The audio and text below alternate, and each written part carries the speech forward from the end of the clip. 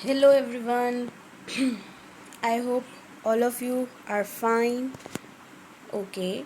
Now we are going to start the second part of the chapter Cold War era.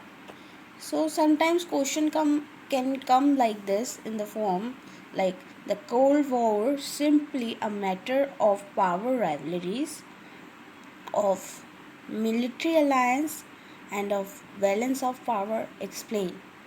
So in this we need to give the three aspects. हमें तीनों aspects को clearly explain करना होगा कि power rivalries कैसे था, military alliance कैसे था और बैलेंस ऑफ पावर कैसे था. अगर मैं इसको शॉर्ट में समझाऊँ, पावर राइवलरीज तो आपको समझ ही आ गया होगा. जब टू सुपर पावर्स होते हैं तो कंपटीशन वाला सिचुएशन तो होता ही होता है, राइट. मिलिट्री अलायंस, अलायंस क्या होता है? अब ये अलायंस मीन्स दैट आपके साथ स्मॉल कंट्रीज़ भी ग्रुप बना लें, आपको सपोर्ट करें. तो उस टाइम पे सिचुएशन ऐसी हो रही थी कि छोटे छोटी कंट्रीज़ जो मतलब खुद वॉर नहीं लड़ सकते लेकिन एक सुपर पावर के पास जाके उनको ज्वाइन कर ले, दैट विल बी अलायंस. सो उनको मिलिट्री और फाइनेंशली उनको सपोर्ट दे रहे थे वो लोग, छोटे कंट्रीज जो थे, स्मॉल अलायंस. अब हम इसको बैलेंस ऑफ पावर कैसे कह सकते हैं? ये कोल्ड वॉर एरा को बैलेंस ऑफ पावर इसलिए कहा जाएगा जैसे कि अभी हमने क्यूबन मिसाइल क्राइसिस में देखा था कल के वीडियो में.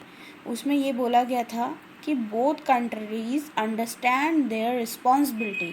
इसका मतलब ये है कि दोनों कंट्रीज़ को अपनी जिम्मेदारी समझ आई कि हमें डिस्ट्रक्शन नहीं करना चाहिए. War is the only outcome of the destruction. So इसलिए उन्होंने ये अपनी रिस्पॉन्सिबिलिटी समझी और अपने पावर को बैलेंस किया. सो ये तीनों एस्पेक्ट्स आएंगे कोल्ड वॉर ईरा का. तो ये एक्सप्लेन करने को आ सकता है क्वेश्चन. उसके बाद हम देखते हैं इसमें आप ये भी बता सकते हो कि पावर राइवलरीज में क्या डिफरेंस था. मैंने आपको जैसे बताया कि cold war was just an ideological conflict. So ideological जो ये विचारधारा थी, इनकी क्या डिफरेंस था, चलो ये पढ़ते हैं. आप वेस्टर्न अलायंस मतलब यूएसए वेस्ट साइड था तो इसलिए वेस्टर्न अलायंस कहा गया है, ठीक है. यूएसएसआर यानी कि यूनाइटेड सोवियत सोशलिस्ट रिपब्लिक, जो कि ईस्टर्न अलायंस था क्योंकि वो ईस्ट साइड था. अब वेस्टर्न अलायंस यानी कि यूएसए की सोच जो थी, आइडियोलॉजी जो थी वो डिफरेंट थी. लिबरल डेमोक्रेसी वो फॉलो करते थे. इसमें कोई रूल्स रेगुलेशन नहीं होते थे. गवर्नमेंट जो थी वो बहुत लिबरल थी. Liberal means free. उसके बाद वो कैपिटलिज्म फॉलो करते थे. कैपिटलिज्म का क्या मतलब होता है? अगर मैं इसको शॉर्ट में बोलूँ तो it means that it is a free market. इसमें गवर्नमेंट का कोई इंटरफेरेंस नहीं रहेगा ट्रेड रिलेटेड एक्टिविटीज़ से. Only private sector will handle it. Okay. But in the case of USSR, they are totally different because they follow the socialism. Socialism means they respect each and every people of their country. उनको society जो होती थी वो resources पे control कर सकते थे. But USA में ऐसा नहीं होता था. सोसाइटी का कोई कंट्रोल नहीं होता था, सिर्फ प्राइवेट सेक्टर का कंट्रोल होता था. उसके बाद कम्युनिज्म मीन्स, कम्युनिस्ट का ये मतलब है कि स्टेट भी पार्टिसिपेट कर सकती है. State has also right in sharing their opinion in every aspect. So यहाँ पे जो है कैपिटलिज्म में जो है वो डिमांड के अकॉर्डिंग, जैसे जैसे डिमांड बढ़ेगी वैसे वैसे ही वो प्रोडक्ट्स को बनाएंगे. जैसे अभी यूएसए में मास्क का डिमांड बहुत है तो वो मास्क बनाने पे ज़्यादा फोकस करेंगे. मास्क की जो फैक्ट्री है वो इंक्रीज़ हो जाएगी, राइट. और कम्युनिज्म में क्या होता है? कम्युनिज्म में ये होता है सोसाइटी का वेलफेयर भी देखा जाता है. ये नहीं है कि जैसे डिमांड है वैसे प्रोडक्शन होगा. ये देखा जाएगा कि सोसाइटी की जो बेसिक नीड्स है वो कैसे पूरी होगी. So this is all about the communism and capitalism. तो सोच सकते हो कितना डिफरेंस था इनकी आइडियोलॉजी में.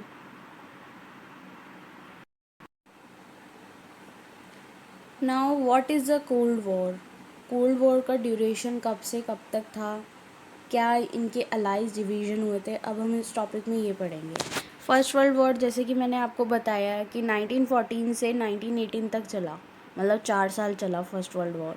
उसके बाद सेकेंड वर्ल्ड वॉर आया 1939 से 1945 तक, ये चला कम से कम 6 साल, ठीक है। उसके बाद ये जो था ये डिवीज़न हो गया था इनका, 2 पावर्स में या 2 अलाइज में ये डिवीज़न हो गया था। अलाइड फोर्सेस जो थे वो यूएसए वाले हो गए थे, यानी कि यूएसए, फ्रांस, सोवियत यूनियन और ब्रिटेन। तो इसको आप ऐसे लर्न कर सकते हो, BUFS। B stands for Britain, U stands for USA, F stands for France, S stands for Soviet Union. So ये जो था बहुत पावरफुल बन गया था। उसके बाद एक्सेस पावर आए। एक्सेस पावर मतलब अपोनेंट टीम कह लो, ठीक है। उसमें जिक करके आप लर्न कर सकते हो, जापान, इटली, जर्मनी। सो 1945 के बाद कोल्ड वॉर स्टार्ट हुआ। तो ये जो एक्सेस पावर थे ना, ये हार गए थे, ये अलाइड पावर से हार गए थे, because allied power is more powerful. Because यहाँ पे देखो 2 सुपर पावर्स एक साथ थे, can you see it, USA and Soviet union, right. So 2 super powers जब एक साथ है तो obviously they will win, and Japan, Italy, Germany जो एक्सेस पावर के अंदर थे वो हार गए थे, राइट। उसके बाद end of second world war कैसे हुआ, सेकेंड वर्ल्ड वॉर का एंड कैसे हुआ, 1945 में सेकेंड वर्ल्ड वॉर का एंड हुआ। सो जो यूएसए था ना अलाइड पावर का, और जो जापान था एक्सेस पावर का, उसने इन जापान की 2 जगह पे बॉम्बिंग की, 2 जगह पे बॉम्बिंग की। सो इनके ना कोड नेम भी होते थे। ये अगर मतलब जैसे बॉम्बिंग कर रहे हैं तो वो डायरेक्ट नेम नहीं बोलेंगे कंट्री का, या कोई जगह है तो उसका डायरेक्ट नेम नहीं बोलेंगे, नहीं तो वो पकड़े जाएंगे, राइट। तो इसलिए वो कोड नेम लेके बात करते थे। जैसे आपने कोई मूवीज़ भी देखी होगी, वहाँ पे भी कोड नेम लिया जाता था बॉम्बिंग का।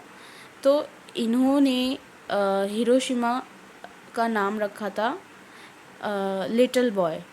तो आप ऐसे लर्न कर सकते हो, जैसे शिनचैन की बहन है हिमावारी, तो शिनचैन का भाई हिमावारी का भाई हिरोशिमा, तो लिटिल बॉय, लिटिल बॉय।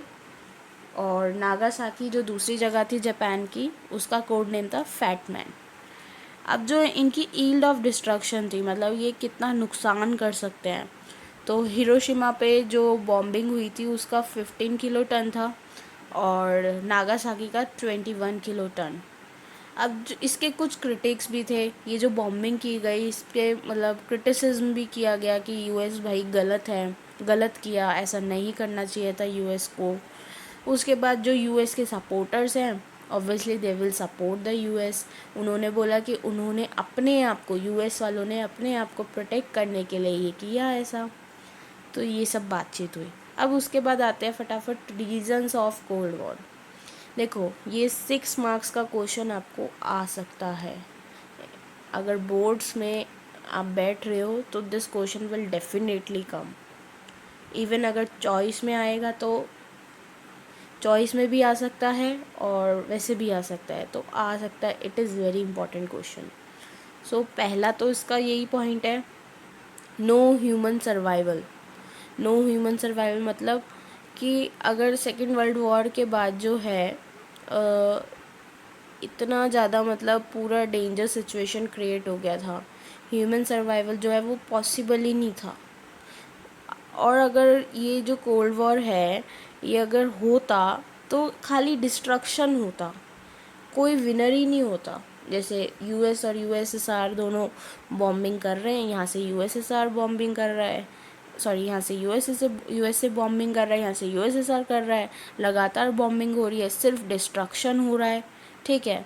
अब जब इन्होंने बॉम्बिंग कर लिया, चलो मान लेते हैं कि यूएसए हार गया, यूएसएसआर जीत गया, और जब यूएसएसआर जीता तो यहाँ पे सारा डिस्ट्रक्शन के अलावा और उसे क्या मिलेगा, किस पे रूल करेगा, किस पे राज करेगा वो, टूटी फूटी पूरे दुनिया पे। तो डिस्ट्रक्शन के अलावा उन्हें कुछ नहीं मिलेगा, कोई भी विनर नहीं होगा, राइट।